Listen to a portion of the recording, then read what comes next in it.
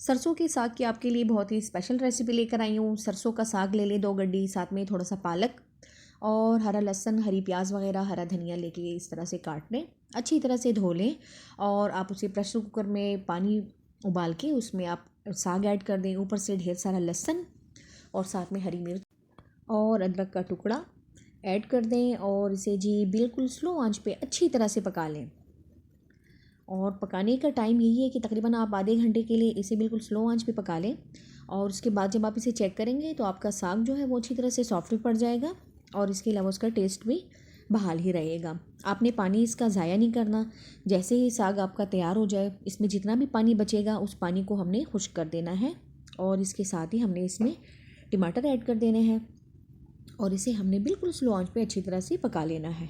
और तकरीबन आधे घंटे बाद आप चेक करेंगे तो ये देखिए जनाब, साग हमारा नीचे बैठ चुका है और टमाटर और लहसुन वगैरह अभी इसमें बिल्कुल आपको नज़र आ रहा है साबित। इसके साथ हमने लकड़ी का चम्मच लेना है और इसे अच्छी तरह से मैश कर देना है।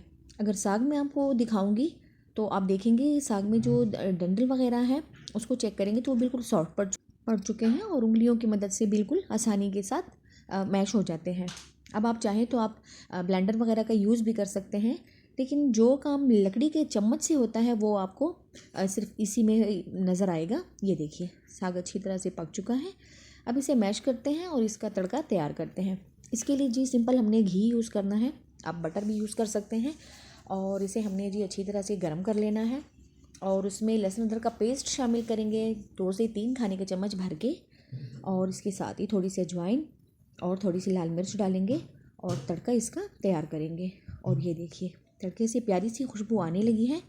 तो इस टाइम पे जी हमने इसमें खुश्क धनिया ऐड कर देना है और साथ ही हमने इसमें अपना साग ऐड कर देना है।